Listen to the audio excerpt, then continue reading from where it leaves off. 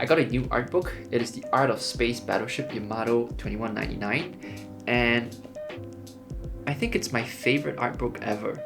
I like this art book because it is really honest about what it is. It is just an art of book, and I think it's pure concept art in here. And we'll talk about that because the term concept art is sometimes a little bit misunderstood, and I thought that this book would be a really good opportunity to talk about what concept art is exactly. So before I show you what's inside this book, let's just give you a little bit of context about what this book is about. So this book is the art of book of the Space Battleship Yamato 2199 2012 remake. So Space Battleship Yamato is a really old franchise. A lot of people call it the Star Wars of Japan, and if you're a sci-fi anime fan, then certainly you would have come across Space Battleship Yamato at some point. So this is the 2012 remake, which is a 26 episode TV series, which eventually got turned into a film, but I believe it started out as a TV series. It's a little bit confusing, as is all things with Battleship Yamato. The Wikipedia is very complicated, to put it lightly. So this book is out of print, and I got it used from eBay from Japan. It's a little bit scuffed and dinged up, but I honestly don't mind that. I'm not the type of person to really baby my books or be really precious about it. So it's a little bit scuffed on the sides, but for a used book, it's pretty good. It's not super rare, although it is out of print, so you could find used ones on Amazon. It's not really readily available, but if you just go looking around online, like on eBay, I'm sure you could find a used copy for yourself, and it's not really expensive for what I would consider a pretty rare art book. The official English name of this book, and what I used to search on Amazon and eBay, was Space Battleship Yamato Official Setting. So that's the title of the book in English. So this book is actually one half of a series, which is 2 books. It is the Earth volume, which is all about the Earth faction. And there's another separate book about the Garmelas faction, which is a totally different, it's the bad guys or whatever. And so that book has the concept art and art for that faction, and this is just specifically focused on the Earth faction, which is pretty cool, I think. I don't have the other book, but I am actively trying to get my hands on one. So for now, I just have this one, and if this book is any indicator of the entire set, I'm pretty sure the other one is really good too. So let's have a look inside, and I will tell you why I think this book is so great. So what I like about this book is that it is just a no-nonsense art book, right? Like with most art books, you kind of get a lot of fluff and a lot of marketing art in here. This is all of it, or most of it at least, is just production art. And to me, this is pure concept art. And before we get into the conversation about concept art, let's just give a little bit of context about the production of this thing and why the art is the way it is.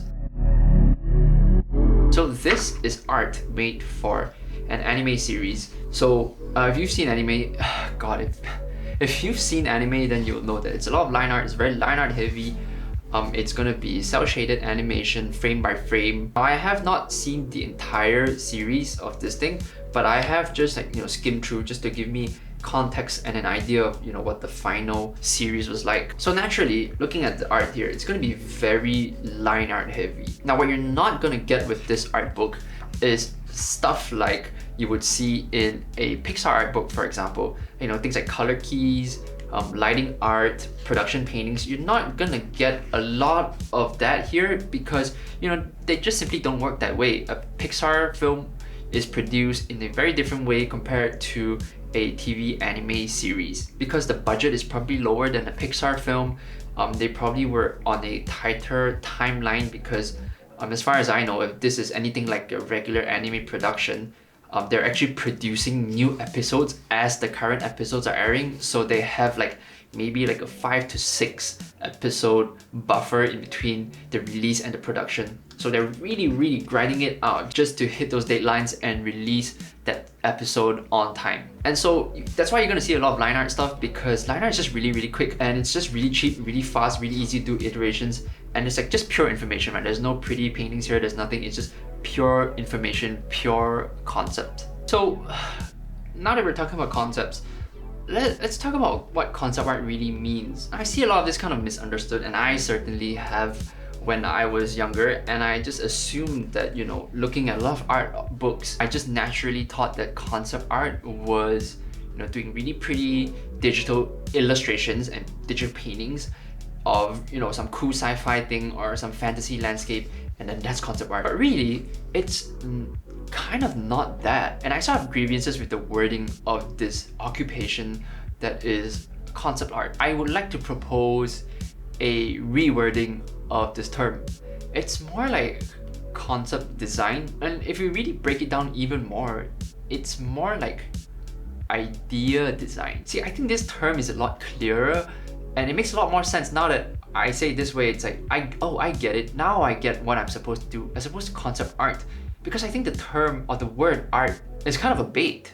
Like, we're so attached to the word art, and it's kind of misleading because we think that, oh, we need to do a really pretty painting, we need to do some really nice, you know, illustrations because it's concept art, right? It's art. Well, not really. So to get back to what concept art is, I think it's a lot easier to explain what concept art isn't. It's not marketing art, which is actually what a lot of like art of books put into the books to like sort of fluff it up and make it look really pretty and make it look nicer. And to be fair to these books, you know, they call it the art of books, not the concept art of books. It's not illustration, where illustration is meant to be the final thing. So think of like a poster illustration or the card art on a Magic the Gathering card. That's illustration because it's the final thing. You're gonna look at it, people are gonna see it, and it's meant to look really beautiful. So it's not meant to be pretty. Sure, it may look really nice, but the beauty is incidental. You can't tell me that you drafting a perfectly precise 3D perspective drawing of a ray gun isn't going to be beautiful. It's naturally going to be beautiful. Now, I'm not talking about the design, which in of itself is really beautiful. I'm talking about the drawing or the painting or whatever. In this case, it's the line art. It's not meant to be a beautiful piece of drawing. It's functional. And it doesn't really matter if it's pretty or not. To a certain extent, because it's not meant to be seen by the public. It's nice that, you know, we get books like these released after, you know, the film is out, and it's just a nice thing to have. But really, artist isn't drawing this for me to see. It's for the next guy down the line, and we'll get into that a little bit later. But this whole process is just one very small part of a very large process that is making the thing, which in this case is the TV series. And the most important thing, I think, is that it's not art at all, really.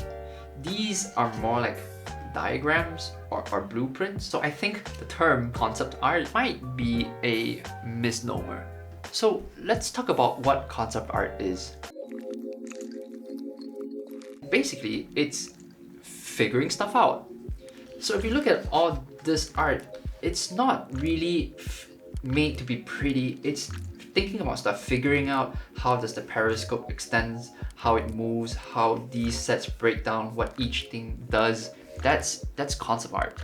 You know, you're not going to be spending a lot of time in front of an easel like Norman Rockwell painting, you know, like a beautiful fantasy landscape. You're going to be sitting down and drawing cutaways and diagrams and thinking, okay, how does this thing extend into another thing, and how do these pieces fit together, and is the scale of this set correct? And then you're gonna be doing a lot of these diagrams. Design is solving a problem. You're gonna have a lot of problems. With any great idea comes great problems, and really it's your job to sort of solve those problems. If a director comes to you with a really cool idea, your job is to take that idea and turn it into a drawing so people know what that director's idea looks like. And really, it could be in any medium. So when you think about solving a problem, you're not really constrained to a certain medium. Yeah, they're doing it in, you know, pencil drawing, line arts. This is all pencil, by the way. It's all hand drawn, which is friggin' amazing. But it doesn't have to be that. It could be painting, yes. It could be traditional or digital. It could even be collage. Now you're thinking, okay, all right, Ken, you're just taking the piss. No, I'm serious about this. Hold on. Okay, all right. This is the art of the Incredibles. That right there, that's paper collage. That right there, that's paper collage. This is concept art because they're using this medium to figure out some sort of problem. They're using the medium, regardless of what it is, they're using paper collage to solve some sort of problem. And in this case, it might be texture, it might be color, it might be shape. Who knows? But really, you're actually not really constrained to any material. This is graphite, this is paper collage. You're pretty sure you're gonna get some digital art in here. I guess ultimately what it is, and when you look at this, it really becomes really clear, right? More so than any other art book out there that I've seen. It's really clear that what concept art is and what these guys are doing here is making reference for the next guy down the pipeline. You know, whether it's a 3D artist on a video game, a set builder on a film, or even a costume maker. Like if I'm an animator and I want to figure out, you know, how this engine works or how this opens up. Like I'm animating a sequence for, let's say, one of the planes landing, right? They would get a concept artist to design this and figure out, okay, how does the landing gear of the thing work? So an animator can just look at this and understand exactly how this thing works and then go about animating it. Concept art is a cost-saving tool. It's a really cheap way to iterate on ideas and develop them before it goes into a more expensive part of the production. In some cases, it's VFX. In some cases, it's 3D modeling. In this case, it's probably animating. Like, you don't want your animator spending his time figuring out how the landing gear works, how the cockpits open, the design of the whole thing. No, you're paying him to do what he's good at, which is animating. And you're supposed to help the animator as a concept artist figure all this stuff out beforehand. Your job as a concept artist is to make life easier for the next person. So back to this book.